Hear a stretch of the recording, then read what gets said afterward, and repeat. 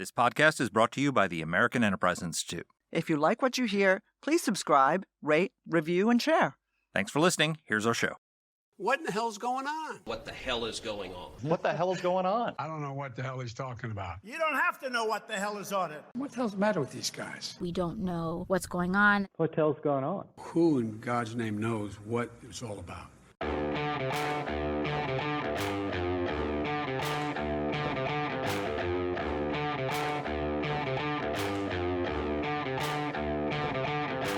Hi, I'm Danielle Pletka. And I'm Mark Thiessen. Welcome to our podcast, What the Hell is Going On? Mark, what the hell is going on now? What we're talking about is what the hell is going on with law school wokeness. So we were all outraged recently when we saw this incident at Stanford Law School where the Federalist Society chapter invited a judge named Kyle Duncan of the Fifth Circuit Court of Appeals to come to speak on campus. And he was just assaulted and shouted down by a group of woke students. And then the dean for DEI, who was present, joined in. Basically, they were shouting him out. They said that somebody told him they hoped that his daughters were raped. And she said, as I look out, I don't ask what's going on here. I look out and I say, I'm glad this is going on here. I mean, good God, this is one of the most elite institutions in the country, the legal institutions. These are the future lawyers that are going to be clerking for judges. Well, probably not anymore, but, are going to be leading our legal profession. And, they're acting like, college sophomores. It's shocking. To me, this is more than shocking. This is more than disturbing. This is frightening. And that, I think, is the problem that we all face, is that it's not so much that this is an ardent disagreement with people on one side or the other using intemperate or inappropriate language. It is that people are being terrorized and bullied into silence, afraid to speak their convictions, afraid to talk about what they believe in. That undermines the very foundation of the United States, of our society. And, our whole democracy rests on the rule of law and the idea that our legal system is impartial and that there are trained lawyers out there who will give everybody a legal defense if necessary. And you've got now this wokeness creeping into it, which is not just corrupting these law schools, it's corrupting our legal profession, which will in turn corrupt our society. I think it's important to talk about this for a second, actually, because we don't get into this with our guest, but I hear this increasingly. I was on Meet the Press last week, and my interventions were not amazing. I was a hot mess. Well, our guests are used to that. Yes, perhaps they are. Perhaps they are. It does happen occasionally. But someone in the group said, more than 60% of Americans believe X. Isn't it the job of our political officials to follow what they say? I was thinking to myself, are you really saying that out loud? I mean, do you not understand that this is not a mob democracy, that this is not a mobocracy, that this is not even a direct democracy? This is a representative democracy. And in representative democracies, you don't go day to day and look at the polls and say to yourself, this is what the vast mass of the American people told Gallup, and therefore I must do that. It is as if people don't understand how this country actually works. Well, I'll give you a terrifying poll number since you brought up polls. And I don't want to get into a sidetrack discussion with you about Trump, but there's a new CNN poll that shows that only 37% of Americans say that Trump's hush money payments to Stormy Daniels were illegal. 76% think that politics played a role in his indictment, and 60% approve of his indictment. I mean, think of what that means. Whatever you think of Donald Trump personally, that's terrifying for our country. That means that most Americans don't think he committed a crime, think that it's a political prosecution, but they're fine with it. What the hell is that?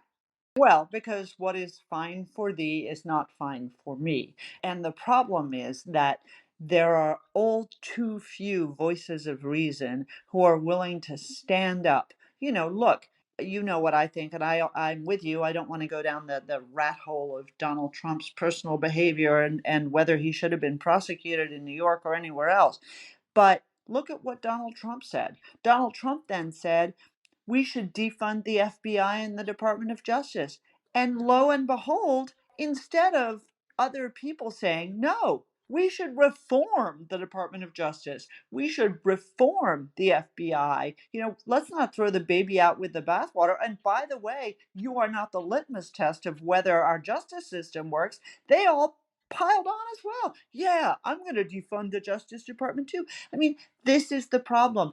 We are talking in this podcast about wokeness in law schools, but it's not even a matter of time. It's already happening that the kind of illiberalism that governs the extreme left, that suggests to people that it's okay to say to a judge, I hope your daughters get raped, is the kind of illiberalism that will animate certain parts of the right. And you have the Marjorie Taylor Greens and others of this world who say just those kind of things to their opponents. What is happening to our country? But you don't see this from the right on law schools. I mean, it's just not happening. You Well, don't but see the that's because Federalist the right is Society not the shouting down as established. a left-wing speaker who comes in to represent the pro-choice position or something like that. That's just not happening. Dude, There's a hang on a huge second. difference, and especially when it comes to the legal profession. Hang on a second. There is a huge difference. And I don't see the Federalist Society behaving in the same way that I do these DEI people in law schools. But that being said, part of the reason for that is because the left is the establishment at this point. See, I shouldn't have brought up Trump because now I've set you off on it. On a rant. Well, you have set me off on a rant because I think illiberalism is catching. Exactly. So this is a problem because, it's one thing we've seen this kind of illiberal tendency in college campuses for a long time. We've seen our friend Charles Murray, our colleague at AEI, was shouted down in Middlebury, and they actually injured him. There have been these incidents on college campuses all over the place. But this isn't a college campus. These aren't kids. These are adults. These are people who have chosen to go into the profession of law and the purpose of law is to have reasoned argument between people who have opposing views and present those to a judge or to a jury and allow reason and argument to settle the case. And if you can't accept the principle that there can be reasoned argument on almost anything that can come before a judge and that these things should be settled by reasoned argument, you have no business being a lawyer. And I just don't understand how these kids, or I shouldn't say they're not kids, how these adults get into Yale Law School, how they get into Stanford Law School. This is a failure of, maybe it's because we've been tolerating it on college campuses for so much that these kids have grown up in a culture of these elite colleges where this is considered okay, and then they get to law school and are suddenly told it's not. But this is an absolute indictment of the Stanford admissions office, legal law school admissions office. They don't even screen for basic commitment to the principles of the law in admitting their law school to, because they're so focused on diversity, equity, and inclusion that they forgot to ask, hey, do you believe in free speech and the principles of the law in which our country is based? There should be an essay required on that for everybody who applies to these schools. Danny? I said, Mark, what the hell are you talking about? The admissions committees at these schools are part of the problem. That's my The point. admissions committees are looking for people like this. They are validating that behavior. They are admitting people explicitly because they hold these views. The administration of these schools is part of the problem. If that woman who was the associate dean for DEI was not enough evidence for you that the school is part of the problem, this is not a student problem. This is a law school problem, not about admissions.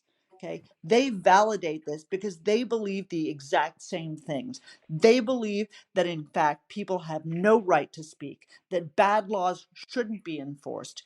That's what this country has come to. It's this whole DEI culture, and it's infecting every aspect of our society. And the reason why it's most dangerous in law schools is because literally the law is the foundation of our entire democracy. And so if we infect the legal profession with this, and it's already happening, then we're lost. But it's happening in almost every field. I was looking on LinkedIn. Do you know what the second fastest growing profession in the country is today? DEI manager.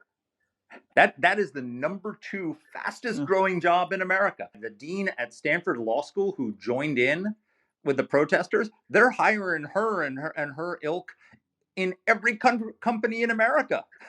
They are. You're right. And by the way, you are not going to be up for any of those positions. I'm just telling you. Oh, I'm sorry. Damn. I was hoping for a new job. I want to talk a little bit more about DEI hiring, but I want to get to our guest. Our guest is familiar to, I'm sure, to all of our listeners. Ilya Shapiro is a senior fellow and director of constitutional studies at the Manhattan Institute in New York. Previously, he was the executive director and senior lecturer at the Georgetown Center for the Constitution. Before that, he was VP at the Cato Institute and director of Cato's Center on Constitutional Studies. He is the author of a book called Supreme Disorder: Judicial Nominations and the Politics of America's Highest Court, and he has another book forthcoming next year that he tells us a little bit about. Here's our interview. Ilya, welcome to the podcast. Good to be with you. This is a little intimidating. And when I got the email, I was like, well, we've had people like Henry Kissinger and Mike Pence, and now we'd like you. I'm like, okay, here we go. Danny's not very intimidating, so don't worry. That's right. I'm a pussycat. Anyway, look, we were all very concerned and shocked by the events at Stanford University Law School the other day. And you said in the Wall Street Journal a couple of weekends ago that we're not alarmed enough that law schools could bring down America. What do you mean by that? Well, especially at elite law schools like Stanford, Yale, Georgetown, where you hear lots of news periodically, not just once, but it's a pattern, it's a trend of illiberal behavior by both students, administrators, faculty, where these are our future leaders. I mean, the lawyers are disproportionately represented in Congress, in state legislatures, let alone, obviously, the Supreme Court, courts generally. The guardians of our legal and political institutions are lawyers, and these are the law students now at these places 20 years from now are going to be controlling the levers of the commanding heights of these institutions. That calls for some worry. So let's talk a little bit about the Stanford case, because I think there's a lot of outrage, but probably not a lot of detail.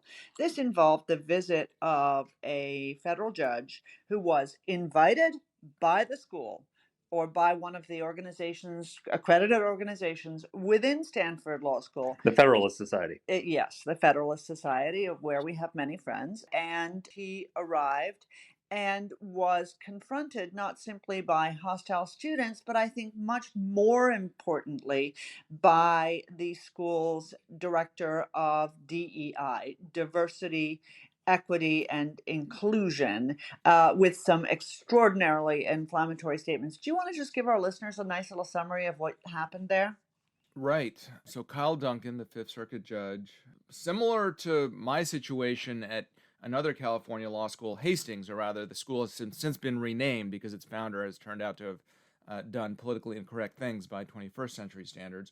A year ago, I had an event shouted down by students, and a similar thing here happened where the students were not allowing Judge Duncan to give his presentation. He was invited to talk about the interplay between lower federal courts and the Supreme Court when it's a moving target like COVID and guns and social media regulation, not abortion, transgender rights, gay marriage, these typical culture war so-called issues.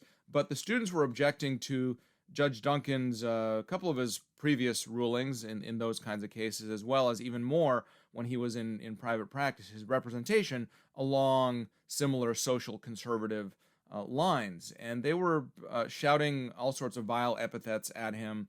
At a certain point, he's like, can we get an administrator? Can we calm this thing down? And as you said, the associate dean for DEI, which is really an Orwellian term that means the opposite of those otherwise anodyne diversity, equity, inclusion words, came up and with prepared remarks started haranguing the judge and basically said that I'm with you, protesters. Now, we do have this free speech policy, which, by the way, maybe we ought to reconsider in light of the great harm that the judge's mere presence is doing here. But we do have that. And so you're welcome to speak, but just think about whether the harm you're causing by your presence is worth what you're about to say. Or in her somewhat colorful colloquialism, is the juice worth the squeeze? And so it went. The protesters kept disrupting. Judge Duncan sort of discarded his prepared remarks, went to Q&A, and there was a heated exchange, and ultimately the event ended without much substance being discussed. Well, there was a similar event at Yale recently with Kristen Waggoner from the Alliance Defending Freedom, and she was actually invited to participate in a debate with somebody from the left, and they shouted her down. One protester even yelled, "I'll literally fight you, bitch," at this person. And this is the Alliance Defending Freedom. They might not agree with them, but they've won multiple Supreme Court cases. So, this is the kind of argument that these lawyers, even if they're on the left, are going to have to engage with at some point in their legal careers. Why would they not want to hear from someone who has a differing point of view in order to become better lawyers? The irony is even sharper than that. This was in mid-March of last year, just over a year ago.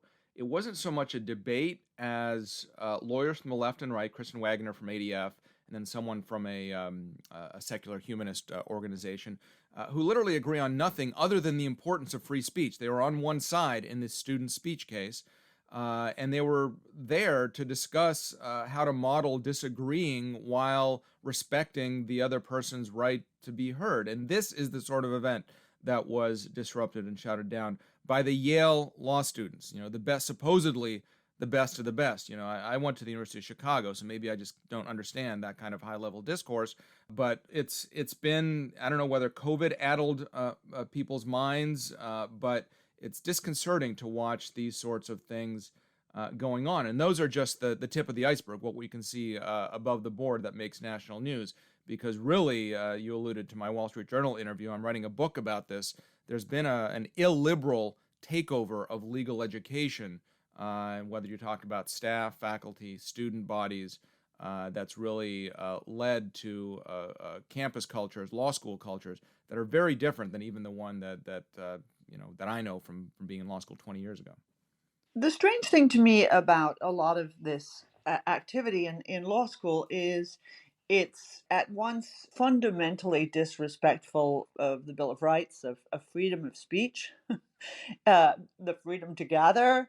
It's also disrespectful of the rule of law, and increasingly also disrespectful of a lot of the things that law schools do, which is train lawyers to be both defense lawyers, but also litigators and prosecutors. Apparently, prosecutors have become public enemy number one. There was a piece by this student at Stanford Law School in the Washington Post. I don't know if you saw it. And she said the epithet that the far left use to describe people that they disagree with is future prosecutors. Yeah, it's unhealthy to say the least. The argument by such protesters, disruptors. I don't want to call them protesters because there is a First Amendment right to protest, which I fully support. If you want to hand out pamphlets or hold up signs, as long as they don't obstruct the view of others, or hold a counter event, or otherwise demonstrate that a differing perspective, that all should be well and good. But here, the argument really coming from that side, from the radical left, or the illiberal left, as I like to call it, is that certain views are too dangerous even to be worth listening to. They're not worth listening to. The Overton window, the permissible range of permitted policy views has shifted and narrowed to such an extent that what we consider to be mainstream conservative views are anathema, are unacceptable, cannot be raised, are create. And here's where not just ideological, but kind of therapeutic language comes in. It creates harm. There's an issue of safety.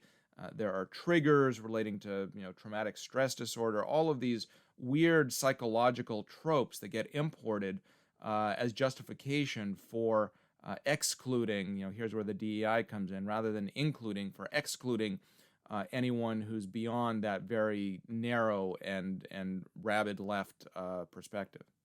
Here's the thing, though. It's one thing if this were happening on a college campus, which this happens all the time on college campuses. Sophomores are going to be sophomoric. They're kids. These aren't kids. These are adults. Some of them have worked already. They're training to be lawyers whose very job is to engage in reasoned debate and discussion. if you can't do it in law school, how can you do it in life? I mean, you can't like shout down a judge when he's presiding over your case. I mean, what does this mean for the future of the legal profession? No, this is the paramount reason why it's so dangerous that this is indeed going on in law school, that the cancer has spread, as it were, has metastasized. You're right. Lawyers are officers of the court. They're there to preserve the rules of the game, the American constitutional order, such foundational, should be non-controversial ideals as due process, freedom of speech, equal protection of the laws, all of these very basic things, without which it's simply survival of the fittest, or might makes right, or something like that. What these illiberal radicals are militating for is rule by the mob. And sure, in real life, maybe they know that you can't behave like that in court, but maybe they don't. I mean, we have now this other polemic about the expulsion of state legislators who violated the rules of the Tennessee lower house of legislative house. You know, this sort of behavior that's not just indecorous but actually violates standing rules, and we're supposed to let it go in the name of some higher good, or because some issues are just too important to abide by the polite rules of society. And as you say, these are the future lawyers who are doing this stuff. And remember, the Monday after this disruption, after the dean and president of Stanford had apologized to Judge Duncan, the dean was teaching a constitutional law class, and she herself was protested. Apparently, she got to teach, but there was, it wasn't disrupted. It was protested.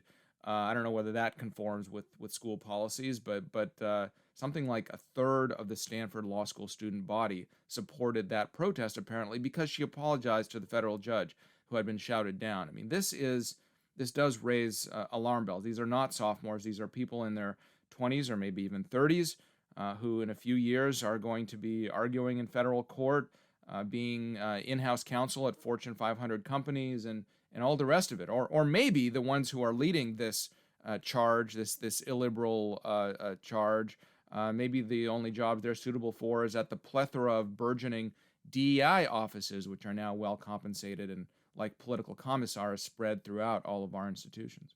But how did these people get into law school? I know Stanford, they said they're going to have like a half-day free speech, mandatory free speech training, which is a typical left-wing response. But you can't fix this with a half day of speech training. These are people who clearly should never have been admitted into Stanford Law School or Yale Law School if they have these attitudes. Isn't this a failure of the admissions process?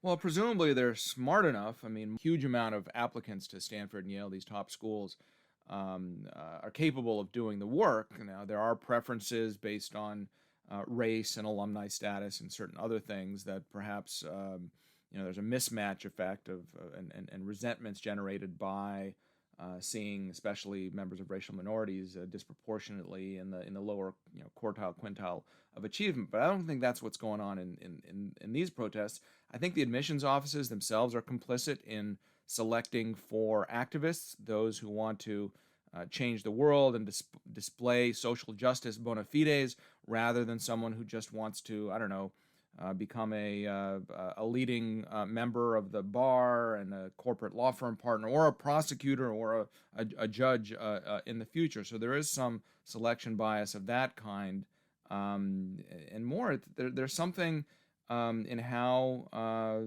these students are socialized in high school, in college, that even as they're smart enough, their compass for judging what's appropriate and what this Overton window and how to abide by the rules of society are off. And admissions officers and deans, once they're in school, and faculty don't do anything to check those kinds of impulses. So I just want to pull a little bit of a thread on this disregard for the rule of law, for the Constitution, for the norms that govern not just these people's schools but our society. Correct me if I'm wrong. What I see is that there is a direct line from these kind of students who stifle the free speech of others, who don't have any regard for legitimate debate, who view certain topics as off limits, undiscussable, and prosecutors and district's attorney in big cities who are now announcing that they are not going to enforce the law. They are not going to cooperate with federal immigration authorities. They are not going to cooperate with sentencing guidelines. They are not going to support the arrest, and if they are arrested, the detention or prosecution of people who commit, for example, misdemeanors or drug related crimes. Aren't we training more of those people? Yes, in a word, and people like Ron Wyden, senator from Oregon, who advised the Biden administration to ignore the federal judge's ruling against the abortion medication.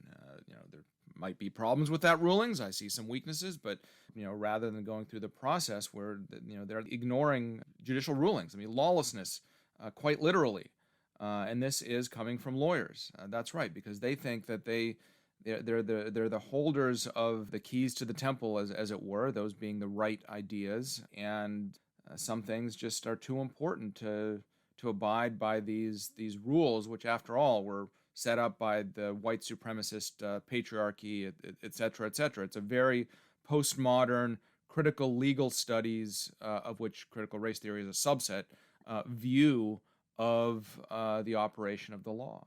Ilya, I'm trying to figure out where this leads us. It leads us to despotism. It leads us to a society without laws, with the laws that our system has agreed on, that have been duly, put into place by duly elected and confirmed or duly appointed members of government, whether state or local or federal. It makes a mockery of all of that. Where do we end up? No, you're absolutely right. This is why I'm so concerned. This is why this is such a worrying trend, which perhaps I had realized, but until I myself was in the Star Chamber with Georgetown a year ago, having that lived experience, I hadn't fully appreciated. I think, and plus, it's kind of increased. The tensions have increased ever since. This leads to tribalism. It's mob rule. It's putting Socrates to death. This is really worrisome. This is not the decades-old conservative complaint about liberals taking over the faculty lounge, going back to Berkeley in the 60s or what have you. This is illiberals. This is those who do not cotton to the rules of the game, who think that the be all and end all, the great truths as they see them are there cannot be any discussion about that, and if you disagree, then all bets are off. You're an outlaw. Yeah, I mean, you're right to be alarmed, and I put the blame at the so-called adults, the more adults, because of course these law students are adults. Many college students are adults, most in terms of being over age 18. But the deans and the administrators and the presidents and the provosts, they kowtow to this illiberal mob. Most university administrators are not, setting aside the DEI offices, but most deans of law schools are not woke radicals. They're spineless cowards. They're careerist bureaucrats who have climbed the greasy pole, and they see it now advantageous to give in to these trendy mob actions, as it were, and empower the DEI administrators. I think we need exogenous shocks. Reform from within is doubtful given the ideological makeup of the faculties. That's a separate issue. And that's why, whether from employers or judges like Judge Ho and Branch have now added Stanford to Yale in their boycott of clerkship hiring. I think the press attention, the exposure of hiring by diversity statement rather than merit.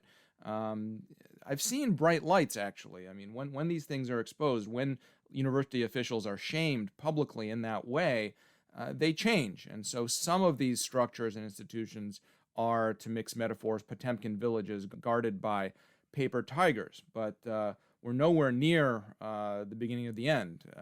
Maybe we'll look back at this moment as being the end of the beginning. Ilya, you mentioned your experience at Georgetown. Some of our listeners might not be familiar with what happened to you. Can you give us a brief summary of what they did? Sure. I had been at Cato for nearly 15 years, the Cato Institute, a large libertarian think tank in Washington. I'd been director of constitutional studies and vice president there. I decided to take my career in a different direction. I was thinking about having a different kind of impact. Got an offer from Randy Barnett, professor at Georgetown Law School, one of the leading libertarian law professors in the country, and Dean Bill Traynor there was enthusiastic about adding me as I would become the fourth of 150 faculty who are not progressive. But about 5 days before I was due to start in February of last year, when news of Justice Breyer's retirement broke, I was doing media all day. This is my area of academic expertise, judicial nominations, the politics thereof. Wrote a book on it called Supreme Disorder. So I was doing media all day. I was thinking about this, and I was getting more and more upset about President Biden's restricting his candidate pool by race and sex. He famously said he'd fulfill his campaign pledge to appoint a black woman.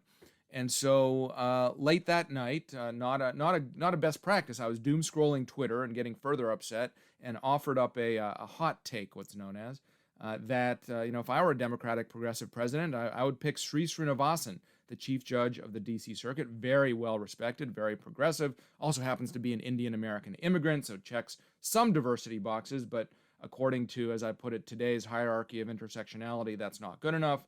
And if Biden fulfills his pledge, we will end up with a, quote, lesser black woman. And it's those three words that really got me in trouble. I meant less qualified than my ideal in my postulation.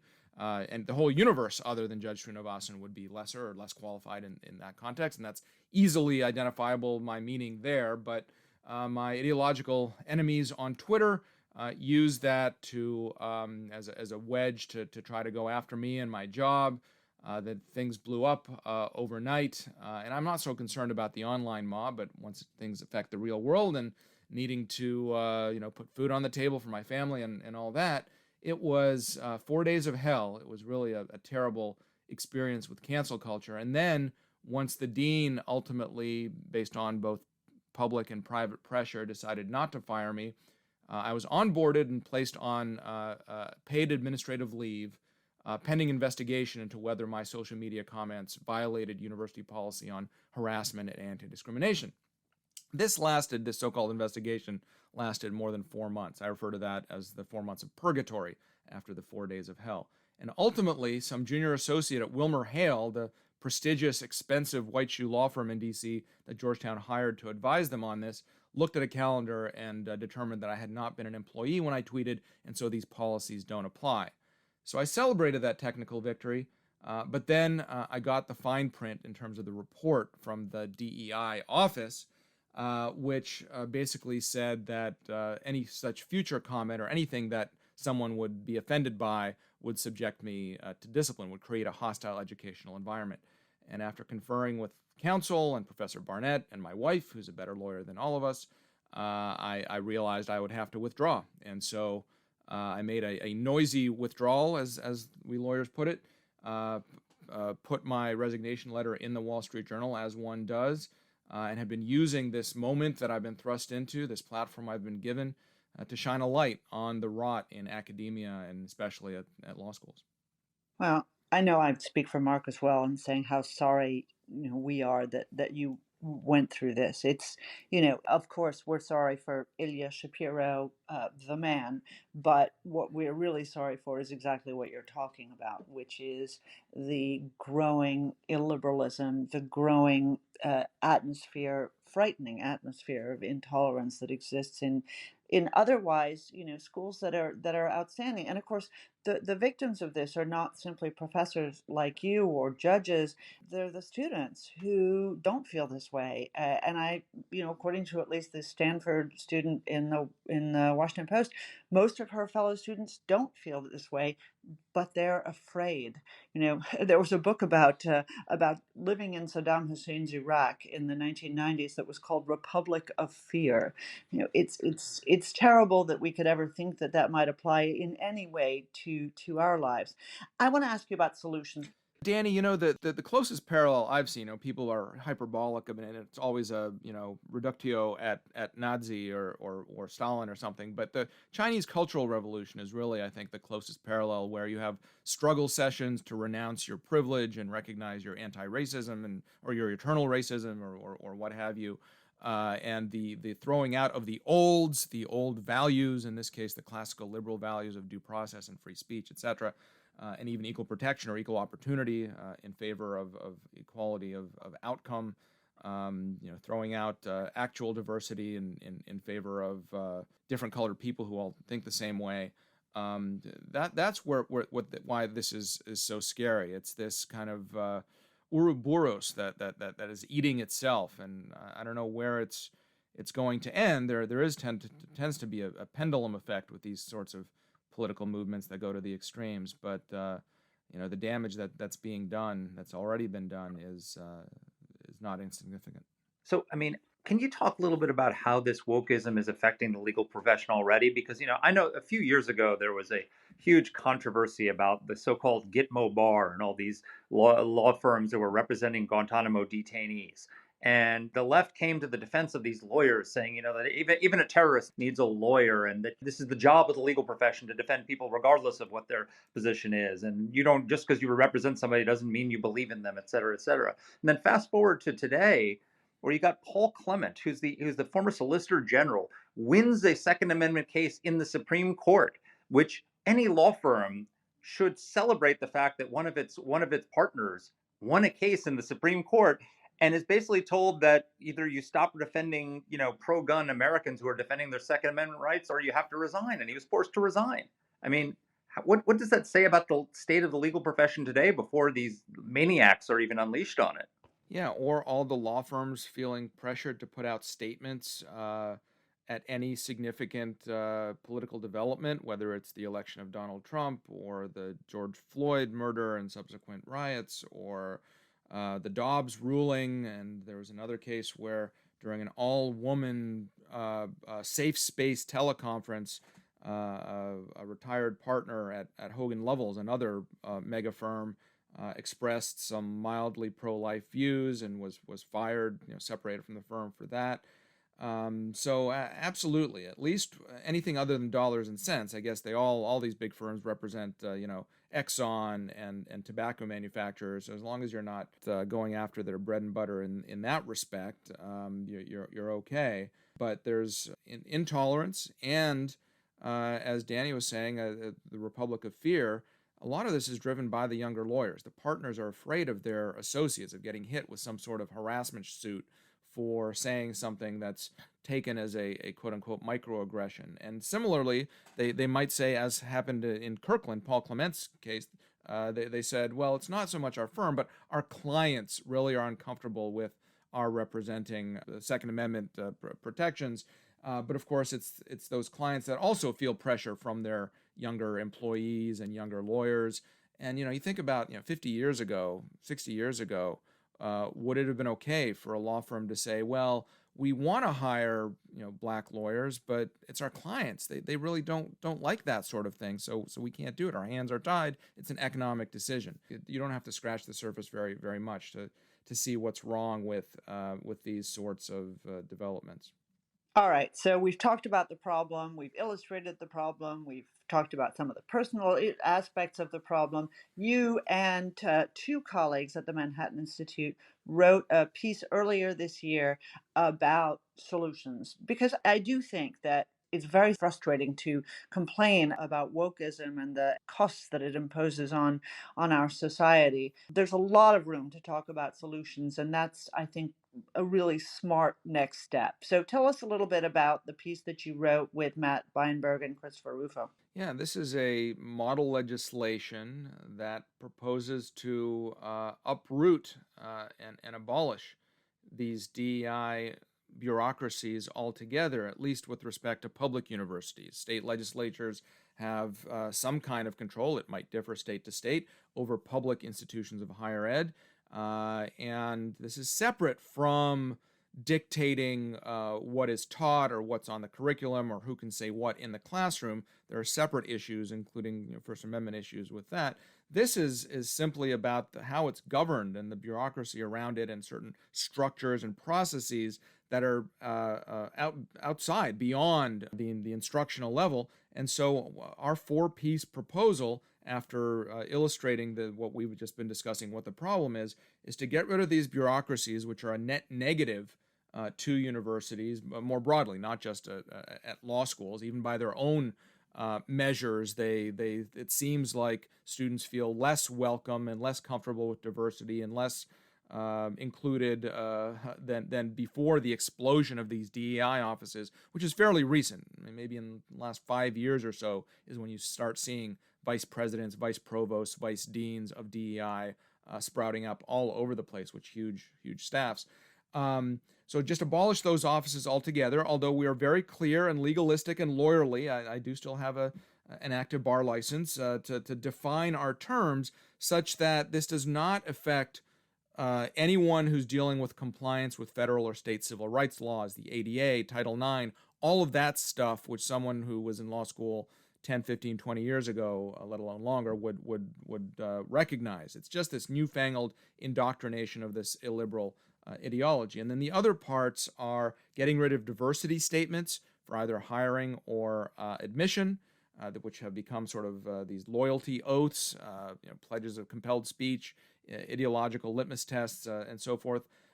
Getting rid of preferences for immutable characteristics, not just race, but all sorts of immutable characteristics for either admissions or hiring, regardless of what the Supreme Court does in a couple of months with the Harvard and UNC affirmative action challenges. This would be broader than that. And getting rid of mandatory trainings about implicit bias and microaggressions and all of these therapeutic, postmodern, critical legal studies terms that really aren't.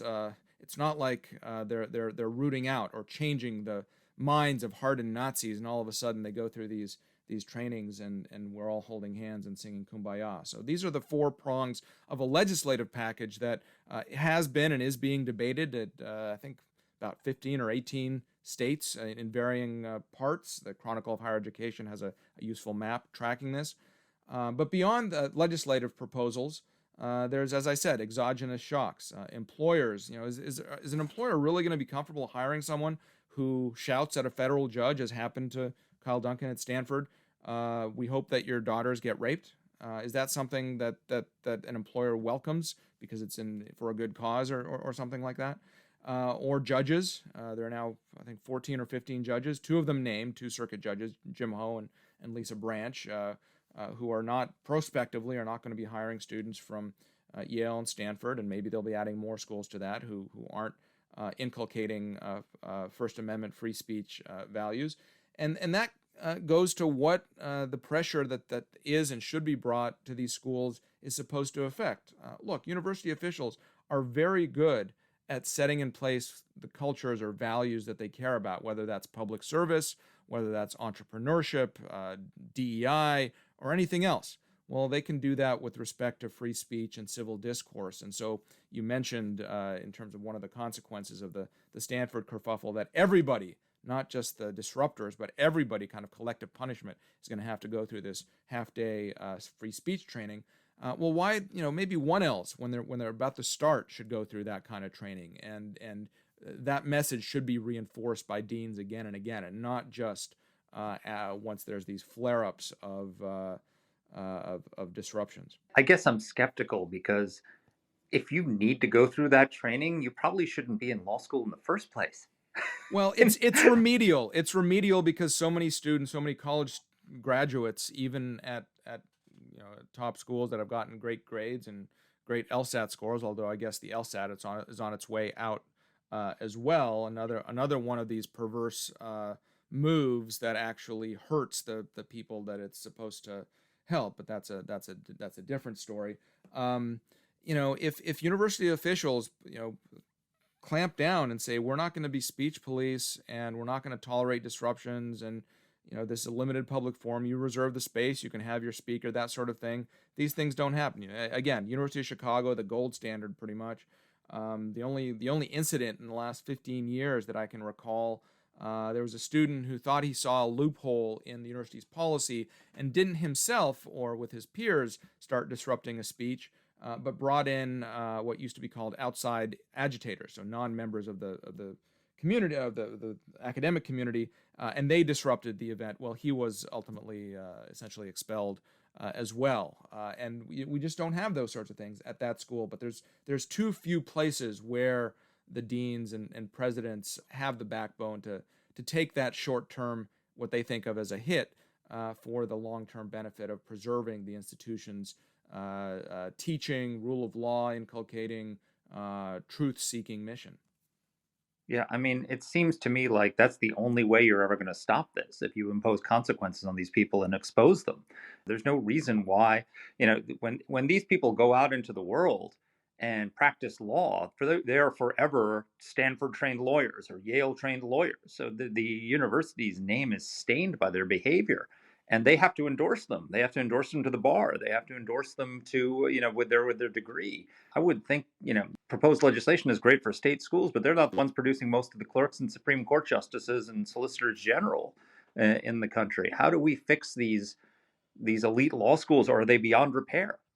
Well, 9 months ago, when I left Georgetown and I joined the Manhattan Institute, I had thought we were beyond the point of no return. I thought there was a critical mass. I'm optimistic about American society writ large as sort of kind of normal people start seeing these weird things going on in our elite cultures. With Justice Kavanaugh, I live on the sunrise side of the mountain with respect to the country writ large, as kind of normal people start seeing some of these weird illiberal excesses and say that's not right. But in academia, maybe there's not any kind of pushback. But now we're seeing that even one Wall Street Journal op-ed exposing Texas Tech, for example, leads to the president of the institution saying, no, we're no longer going to be hiring biologists because of diversity statements and their commitment to Ibram Kendi's anti-racism and things like that. So, again, maybe I think we're in the heart of the storm. We're in the eye of the storm. It's hard to judge exactly what's going on, but maybe there could be market forces at play. You don't see these kinds of scandals at Harvard, for one thing. Harvard is about the size of Georgetown. It's huge and it's elite, obviously. At the margins, if more students start going to Harvard rather than Yale, or Chicago rather than Stanford, I think there could be changes. Well, inshallah, there should be changes, and I hope that at least what you've gone through and the work that you're doing will be salutary in schools and students and parents and judges thinking and rethinking what's going on. Thank you so much for talking about this with us. You were awesome. My pleasure. And for more, check out my Substack, Shapiro's Gavel, as well as my writing on my Manhattan Institute website. And as I said, writing a book coming out in less than a year now from HarperCollins. The working title, I think we finally settled on it, is Canceling Justice, the Illiberal Takeover of Legal Education. Well, I hope you'll come back on when the book is out. We'd love to talk more about it. Okay, Danny, you wanted to go back to this whole issue of DEI hiring. Exactly. So some of our colleagues at AEI have actually done some work on the prevalence of DEI inclusion statements in university hiring. They went through really painstakingly, 999. I'm not sure why they couldn't do 1,000, but 999 job postings from four-year schools and two-year community colleges in the fall of 2020. Almost 20% of them required a diversity statement. 68% included the terms diversity or diverse in describing their university environment. And postings from elite colleges and universities comprised 28% of the job postings and are 21% more likely to require DEI statements. I mean, what has happened? Well, first of all, I would have no problem with this if what they meant by diversity was ideological diversity and diversity of ideas, but that's not what they're talking about. They're not talking about that clearly, because all the people who are supposedly in favor of diversity, when someone with a diverse viewpoint shows up on campus, they're joining in the mob that's trying to crush them. We've got to take on this whole DEI ideology, because diversity doesn't mean, this is the problem with the left generally, is what they do is they take words that sound positive, and we've talked about this before, and get people to sign on to them because they don't know what what they really mean. So when they mean diversity, they don't mean diversity like let's have all people of all points of view come together and have an open debate. They mean racial diversity, and they mean ethnic diversity. And when they talk about equity, the E in DEI means equity. Equity sounds great, right? Equity, because everyone believes in equity, right? No, actually, what we believe in is equality, which is equality at the starting line, which is everybody should have a fair shot and be able to rise on the basis of their merit and their work. Oh, wait, merit? We don't believe in merit anymore. Merit is racist. we mean equity, which means equality of outcome. That's a whole different thing. But most Americans, they choose these words, the left does, on purpose, because they sound like the thing that most people believe in, but they mean something else. And so, I'm totally against equity. I'm for equality. I'm for diversity if it means all sorts of people coming together to debate and discuss. I'm not for it if it means racial quotas, and I'm certainly for inclusion if it means inclusion of all points of view. But that's not what they mean. So they really don't believe in diversity, equality, or inclusion at all. No, that's It's an correct. ideology that's designed to stamp out and shut down speech and points of view that are inconvenient to the left. So I'm not done with my rant about these numbers, which are unbelievable. So, of course, this is a beast that feeds itself, right? If all of these jobs that you listed on LinkedIn require people who demonstrate some commitment to diversity, it's only natural that colleges will start offering diversity certificate programs or minors or concentrations in diversity studies. So get these numbers, guys. LinkedIn data shows between 2015 and 2020, DEI roles increased 71% globally. DEI postings on Indeed had a 123% increase between May and September of 2020. That was during COVID, for God's sakes. I mean, what the hell is going on? That would be a good podcast. That would be an excellent podcast. I remember when we worked on the Center for Foreign Relations Committee, I went on a trip to China with some of our colleagues, and we went to a car factory, an American car factory in Shanghai. And as we were there, the American manager of the plant was telling us about how we asked what is the Chinese Communist Party's role here? And he said, well, actually, every company in China has a member of the party who's on site, and they're it's sort of like having a really enthusiastic advocate of the Republican or Democratic Party in your office. And I said to him, oh, do you have a member of the Chinese Democratic Party here as well? but, and he sort of didn't appreciate the question. But the point is that in China, you had a ideological commissar whose job at the company was to make sure that nobody stepped out of line with the party ideology. And here, fast forward now, 20, 30 years, and it's the second fastest growing job in America is political commissar. Yep. And there you have it. I mean, that's what these people are. Look, they're political commissars. Their job is to make sure that no one in the company steps out of line, to provide them with ideological training and to enforce it. And if you do step out of line, to make sure that you're fired. Yeah, and that's every right. company in America is going to have one of these political commissars in our lifetime. Yeah, you got it, folks. Get ready. Now is the time to get your certificate. Hold on, that's it? We're okay with that?